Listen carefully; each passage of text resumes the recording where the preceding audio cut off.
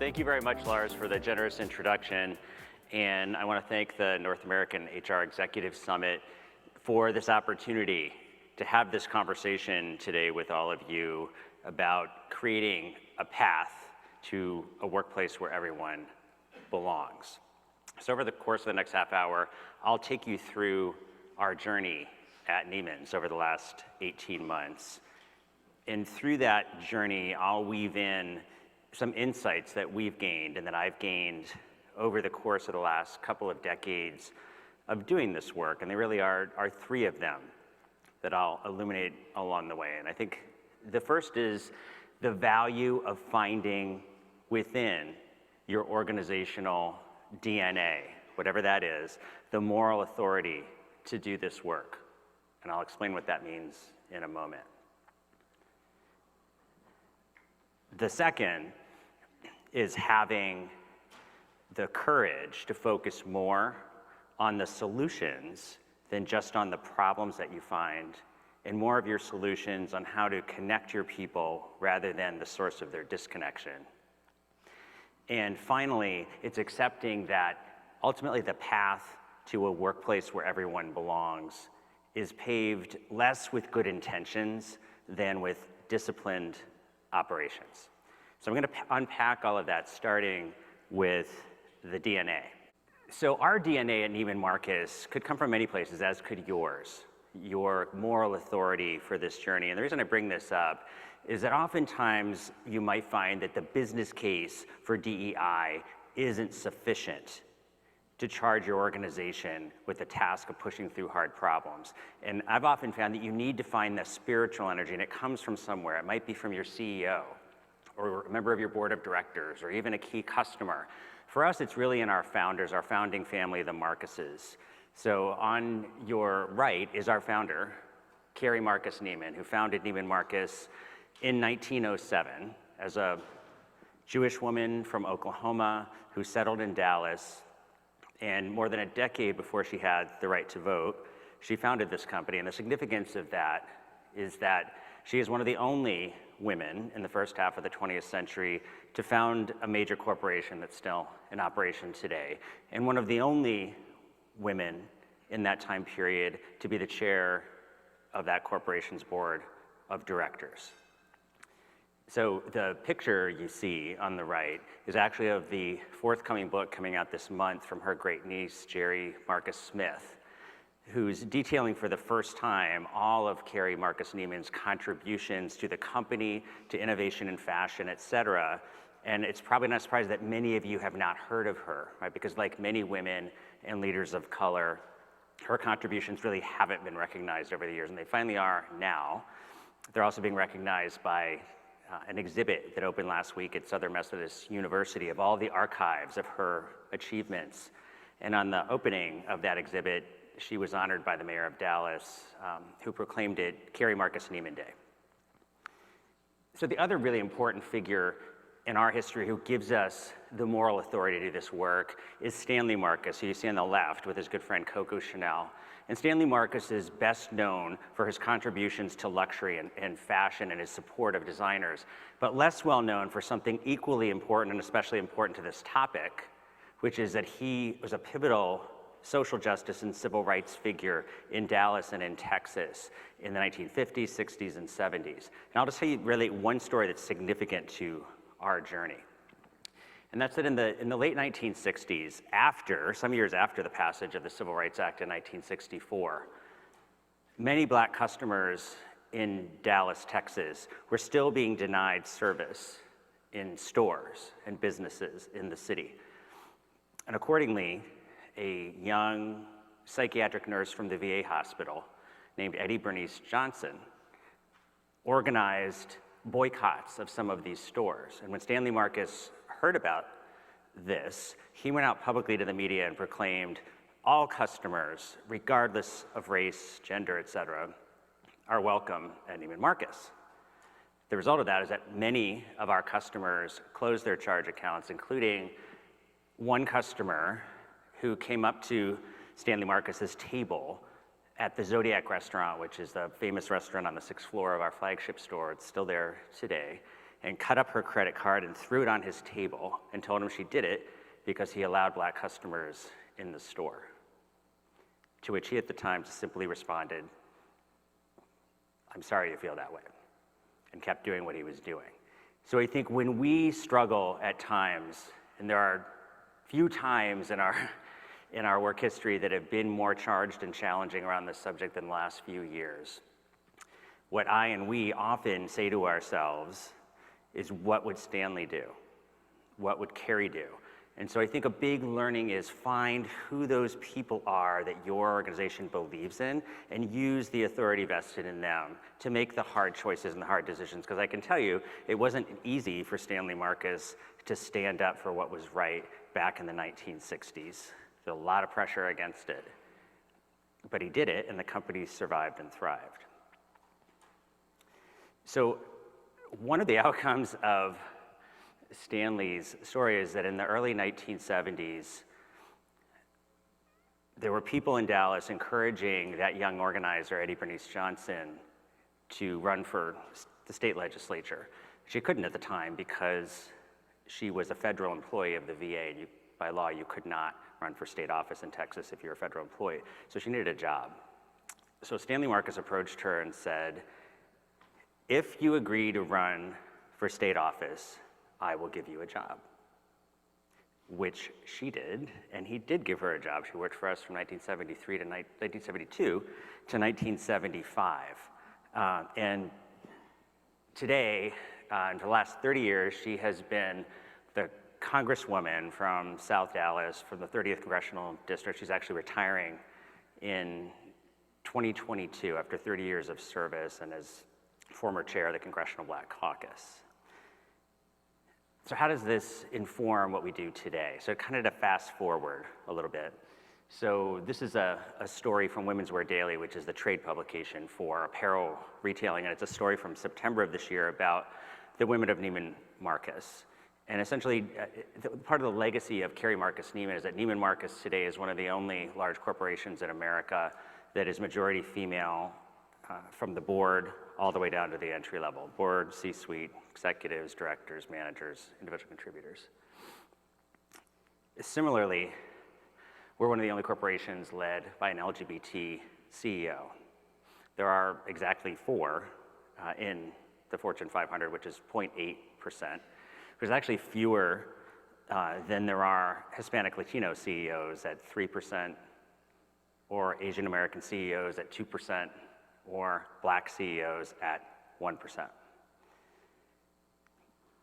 So the first part of the story really is about finding that spiritual energy you need. But what we found is that that is necessary but insufficient for the journey that we're all on today in the world that we live in, full of strife and conflict. So when I got to Neiman Marcus in September of 2019, one of the reasons I came was this, the DNA of inclusion, equity, diversity. But what I found when I got there was that, but absolutely no DEI strategy, no DEI programs, no DEI infrastructure, not a single digital impression internally or externally on communications or PR. So not telling the story, not providing a framework. So that obviously was needed. Also found, though, we didn't have a people strategy either, so we needed to start there. So we started with kind of a quasi-conjoint analysis of our total associate population, asking them to force rank among 14 elements of the associate value proposition, which ones are most important to you. And 4 things rose to the top. Not surprisingly, total rewards, career development, flexibility, and the 4th was DEI, or what we call belonging. So we set to work in about February of 2020 to begin implementing these plans. We're planning to go to the board in March with our people strategy. And then a series of 3 different tragedies that befell us. So the first, as you know, in March of 2020 was COVID. So we shut down all of our stores, furloughed our associates, and that's when we discovered as well we didn't have a business continuity plan either. So quickly put together one of those, and our diversity strategy got put a little bit in the back burner. That ended up resulting in a second tragedy for us, which was that in early May of 2020, we ran out of cash. So after 114 years of operating, we filed for bankruptcy. Then in late May of 2020, a third tragedy happened that you all know about, and that's the murder of George Floyd. So that's when this happened. So this is what we now call one of our love walls, but what it represents is that in the first couple weeks of June after George Floyd was murdered, there were protests and a lot of anguish in downtown Dallas, the same place where those boycotts took place 50 years before. And one of the outcomes here was that all of the windows of the downtown flagship store were broken out and the store was looted. So you do what you always do when your windows get broken, and we boarded them up with plywood. And it really represented a huge, ugly wound on this century-old icon in Dallas, and sort of a symbol of kind of the pain that everyone was going through at the time. So out of that organizational DNA came a 30-year merchandise planning director who said, well, why don't we paint them? Let's get our associates and let's get students from the Booker T. Washington School for the Arts, with whom we had a philanthropic relationship, and let's transform them. So kind of in the spirit of our long-standing symbol, the butterfly, this team of people transformed these ugly plywood edifices into expressions of love and beauty. And eventually when the glass came and the windows were replaced, rather than throwing them out, interestingly, 2 institutions approached us asking to add them to their permanent collection. So the African American Museum of Dallas and the Dallas Public Library now have these in their collections, and you can go see them if you like. They're also on display at our North Park flagship store in North Dallas and in our Las Colinas distribution center as reminders to us of what happens. This is the second point I was making to you at the beginning, when you quickly shift your focus from the problem to the solution and you invite your people to come together and connect over something that otherwise can be a source of division. All right, so as I said, that reflects the DNA, but it did not prepare us for what then came next, for which we needed a voice, we needed language, we needed framework, we needed structure. So having nothing, we could do anything. And what we heard from people is really a mixed bag, okay? And we said, what do you think about the diversity, equity, inclusion programming you've experienced in your past? And we heard everything from, like, I love it, it's really important, to I hate it, I feel excluded from it, it feels bad, and everything in between. So what we ultimately learned, and heard the same thing at DaVita when I was there, and the same thing at Gap Inc. So what we decided to do is rebrand. Okay, so it's not that we walked away from DEI, you'll see that in a moment, but we rebranded the concept. So belonging is the brand that we chose. So where did we get belonging from? And you've heard some of this language around belonging in the last few years. There's been a resurgence of interest in Abraham Maslow and Maslow's hierarchy of needs. And as you probably know, the third layer of Maslow's pyramid on the hierarchy of all human needs is what he called love or belonging, the need to belong.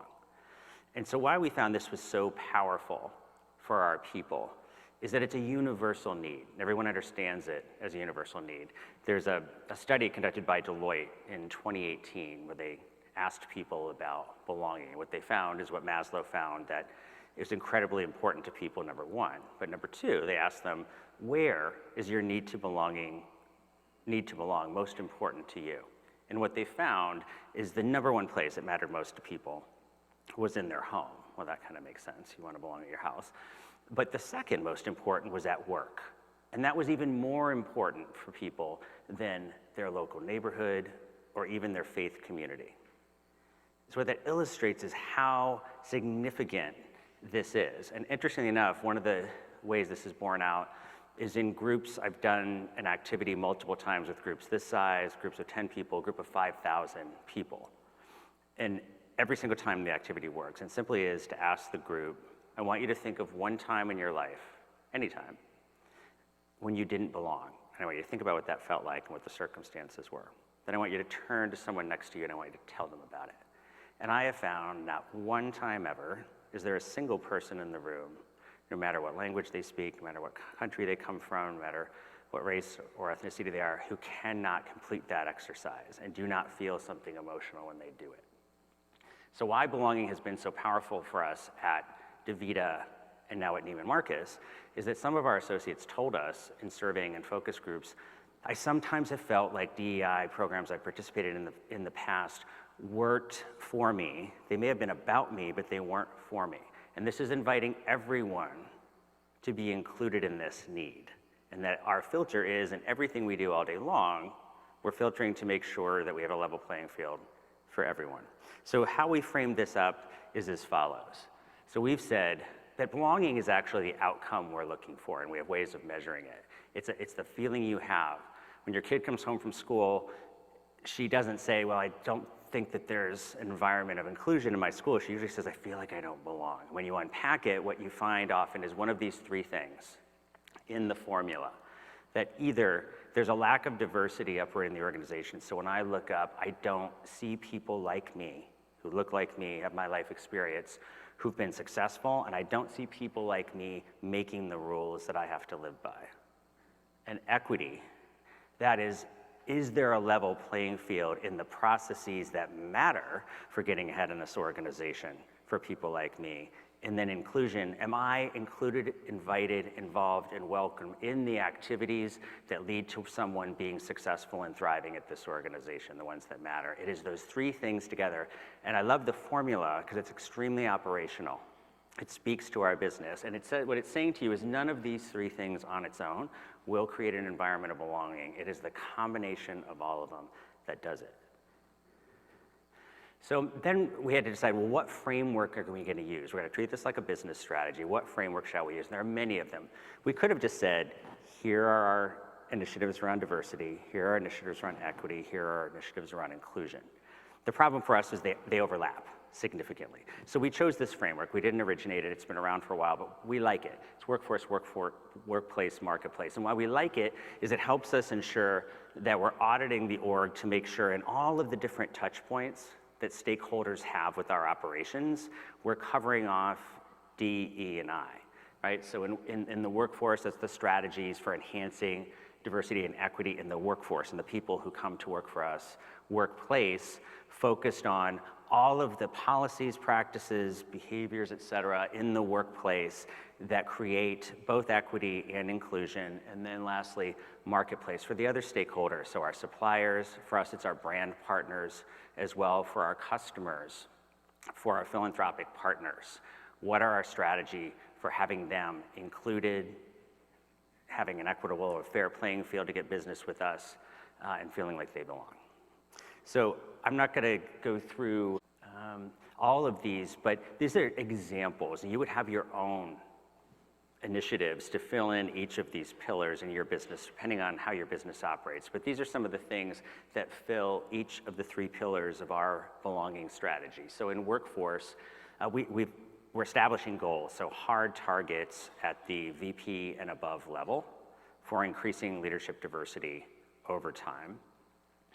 Integrating evidence-based practices for diversity and talent, diversifying talent pipelines. So one of the things we did very successfully at Gap and DaVita that we're replicating at Neiman Marcus is how you can lawfully set hard targets for improving on senior leadership diversity without one time ever using race, gender, or other EEO characteristics as a qualification for making a tangible employment decision. And the way you do it is by applying evidence-based bias interrupters in the process, like diverse candidate slate requirements, or what's called the Rooney Rule in the NFL, diverse hiring panel requirements, requiring that interviewers in the hiring panel include leaders of color or women, and diverse sourcing strategies that cause your organization to look at different places than they usually look to find qualified talent. Similarly, in the workplace dimension, one of the things we did, because remember I told you we had no communications whatsoever to let anybody know that DEI or belonging mattered to Neiman Marcus Group, inside or outside. So we put together a whole editorial calendar going over the next year of all of the touch points and opportunities in external media, internal comms, et cetera, to make sure we're not only educating, but showing people it matters. We're deploying digital associate resource groups, we're calling them digital communities. And the reason for this is I've done traditional employee resource groups before. One of the reasons it doesn't work for Neiman Marcus Group is our associates are mostly spread out all over the place, and those have often ended up to be very headquarters focused, so we're making them digital. And we're also going way beyond the normal EEO classifications. We have those, so we're having an African American community, LGBT community, but also other types of communities. So for example, community for parents of children with ADHD, other things that associates are asking for where they want to connect across boundaries to solve problems that may have nothing to do with their visible diversity. And then lastly, on marketplace, this includes building into our market strategy multiple filters to make sure we're incorporating diversity, for example, into our talent casting for shoots and those kinds of things. Also how we're communicating externally, our supplier diversity strategy, et cetera, et cetera, et cetera. So I'm not saying this is the magic framework. I think it's important to have one that causes you to go through your operational checklist. So we've learned a few things from the journey that I thought I would share with you that I think apply not only to the journey at Neiman Marcus, but also to that at DaVita, where we also started from scratch, and at Gap Inc., where we iterated multiple times on this theme. So I think the first is applying greater focus on connection rather than disconnection. And this does not mean ignoring the problem. Okay, so we've done what everyone else has done. For example, in the wake of the murder of George Floyd, we had focus groups talking to our associates about what they felt, the pain, the disconnection, et cetera. But what we've learned along the way is the importance of going very quickly into those operating solutions. So if that's what you're feeling, what do you feel at work? What do you experience at work? And how do I involve you in changing the operating process in whatever processes you believe are inequitable? So whether that's how we hire and select, whether that's in performance evaluation, whether that's in succession planning, whether that's in pay, get to solving the operating problem. Secondly, foster collaboration by bringing people together. So we have only one dedicated resource, fully dedicated to DEI. I have a director of DEI who came out of, he was like a rock star buyer. In my last company, I pulled a hypo MBA out to do the work. And the reason I did that, rather than just hiring someone who was a consultant in DEI, is I wanted someone who would focus on building bias interrupters into all of the operating processes, so really focusing on the E part, that materially matter to people, that affect whether you get promoted in the organization, that affect whether you get hired, that affect how much you're paid, and ultimately help to fuel greater diversity in senior leadership where the rules are made.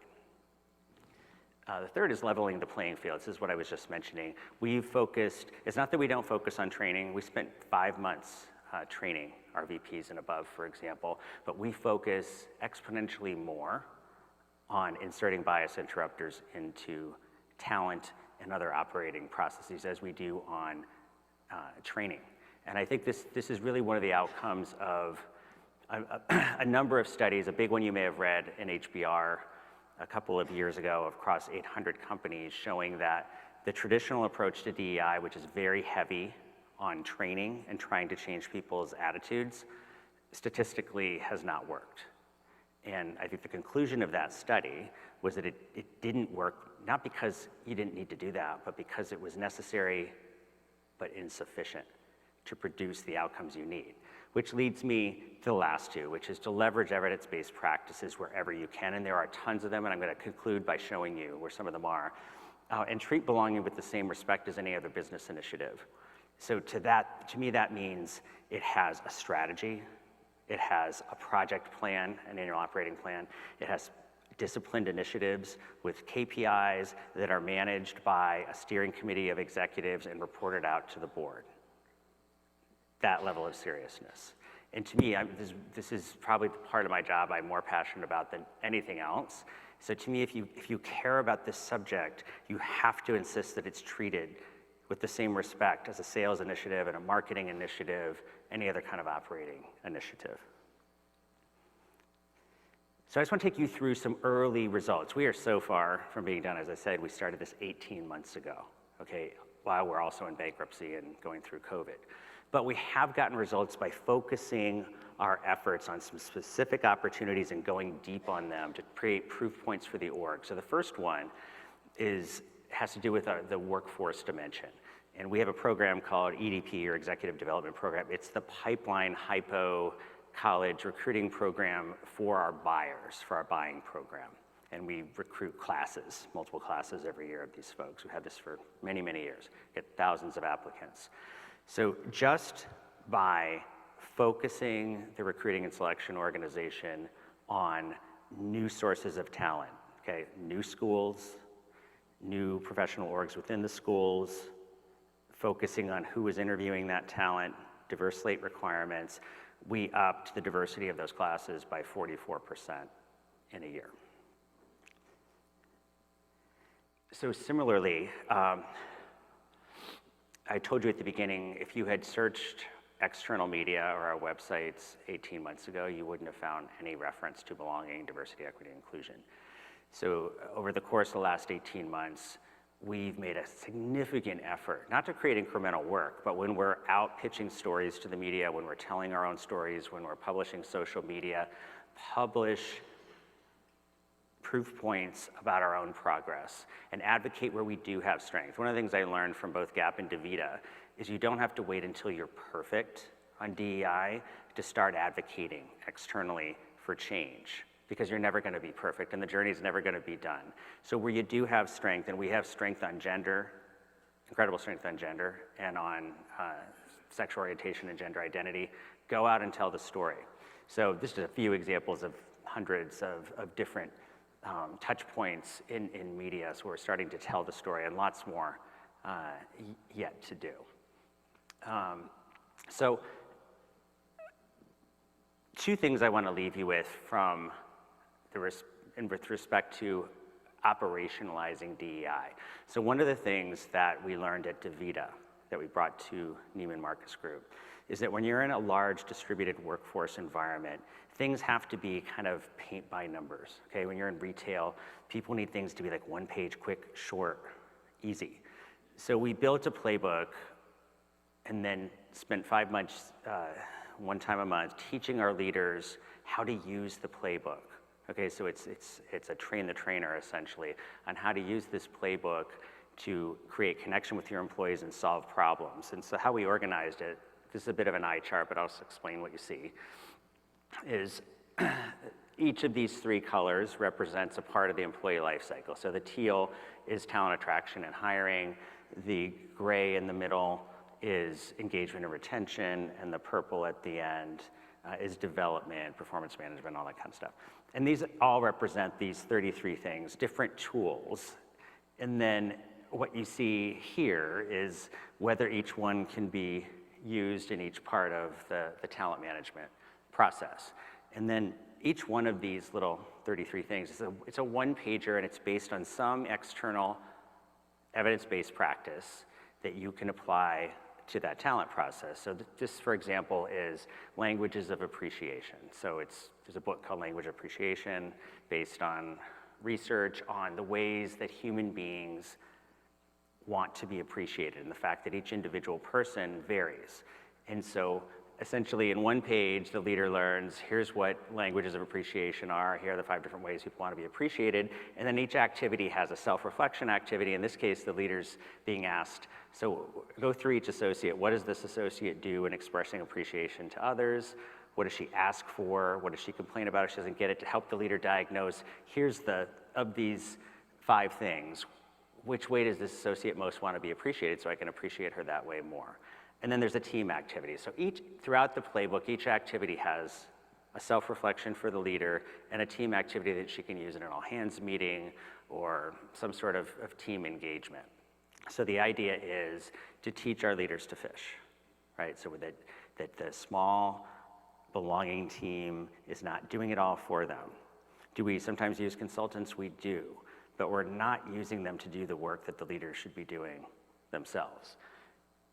And I'm going to end the discussion here with a book that I highly recommend to you. So it's by Joan C. Williams, who's the founder of the Center for Work-Life Law at the University of California, Hastings. And I've known her for many years, and I think she does some of the most groundbreaking work on DEI, and in particular because her work illustrates those principles I started with at the beginning. It is no nonsense, it's really focused on evidence and research, and it's really focused on forcing us to think about operationalizing diversity, equity, and inclusion, and focusing more on the solutions and the problems. So I'm just gonna end with Joan's quote, which the work that we've done at Neiman's truly validates, and that's that too often diversity efforts rest on the assumption that all that's needed is an earnest conversation about privilege. That's not enough. To truly make progress, we need to stop celebrating the problem and instead take effective steps to solve it. So that's our journey. I thank you for listening, and we'll see. I don't know if we have questions or not. If we have time, okay. I see one here. I can speak loud. We have a mic. Great. Hey, Torrin Martinez, Procter & Gamble. You mentioned this term, bias interrupters, and yes. I see this also here. Can you describe a couple of the ways you put that into practice, like what that looks like? Yes. In a little more detail? Yes, thank you. So the term bias interrupter, I believe, was originally coined by Joan Williams. She's been studying bias for a couple of decades, and she has a website that I highly recommend to you, biasinterrupters.org, as well as this book, Bias Interrupted, which came out about a week and a half ago, and I read the whole thing in 48 hours. It is very practical, very pragmatic.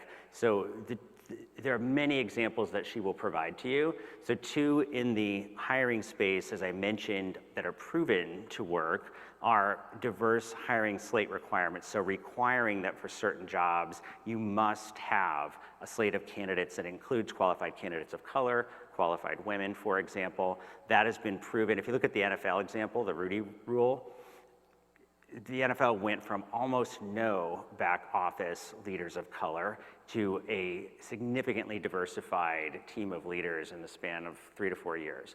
Very important, very effective. Same with diverse hiring panels. It's requiring for certain jobs that you have interviewers who include interviewers of color and women in the assessors. Those are two examples. There are additional ones that she lists for performance management processes, for pay equity, and I think pay equity is another good example.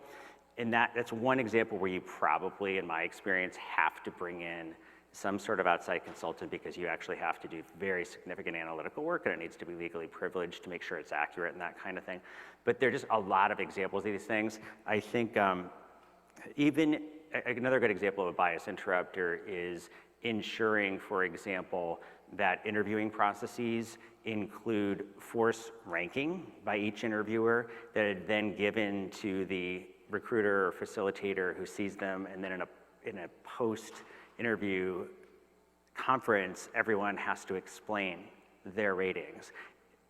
Researchers have found that significantly reduces affinity bias because people have to explain their answers to each other instead of engaging in groupthink. So they're very operational things. That's what I love about it, is you've got lots of operators in your business, and this is where inviting people from other parts of the business who are project managers, maybe they're in lean or agile systems, they love to get involved in this kind of stuff. Okay, other questions? I see one right here. And Lars, you tell me when I'm cut off. First, I want to thank you. This has been incredibly powerful and probably the most meaningful session so far. It may be because I'm coming with a desire to have more information around this topic. One of the notes that I wrote was yes, which is we need to do all of this and more. I'm wondering specifically for challenges around affinities and people who want to connect as an affinity and talk about the challenges, how we can engage them in moving into the action without them feeling like we don't want to hear what they're experiencing. Yeah, can you give me an example? For example, we had a couple of weeks ago an affinity forum, and we brought people together, and in their affinities, we talk about the challenges that they're experiencing and recommendations that they have. But I do feel we need to focus more on something beyond them, that common connectedness, and the focus on commonly taking action and moving from all of the what is wrong and moving towards what's right and how do we do more of it. Okay, really good question. So I can give you 2 examples of what we did, and I'm not saying that's the be all and end all. I think one would be when so we did a broad assessment. We did it in partnership with a consulting group called Canaries, who's really a data analytics firm, but they specialize in DEI. And they've developed certain assessments so you can figure out where your associates think the biggest challenges are. So we did that, complemented it with focus groups, and that allowed us to drill right down to the real pragmatic operating challenges that they faced. So one of them is, like, we do not do a good job of making sure we post all the jobs and publicize them, for example. So people think that jobs are procured unfairly. Well, that's not a hard fix.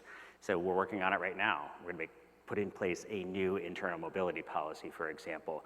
So I think it was a combination of doing the surveying to understand how big of a problem is it, how many people think it's a problem through quantitative analysis, and then getting underneath why in the focus groups. I think that's one. The second is a more long-term solution, and that's what I sort of referenced, that it's not that we don't host forums for our teammates based on one aspect of their identity, but we're really encouraging there to be a proliferation of those. So for example, if 3 or 4 associates are all in an affinity group around new parenthood, being a first-time parent, and one is Black, one is Hispanic Latino, one is LGBT, one is a person with a disability, these people are all getting together and sharing a common experience about something really emotionally important to them about trying to parent and work at the same time. So they're connecting first on something that they all have in common before we're necessarily asking them to deal with something that's very emotional that they don't already have a foundation of relationship to build from, if that makes sense. So I actually think both matter. And DaVita was particularly good about this. They had a number of organizations and clubs that encouraged people's interest across many dimensions, not just EEO categories. Good. Okay. All right, thank you very much, everybody. Appreciate the opportunity.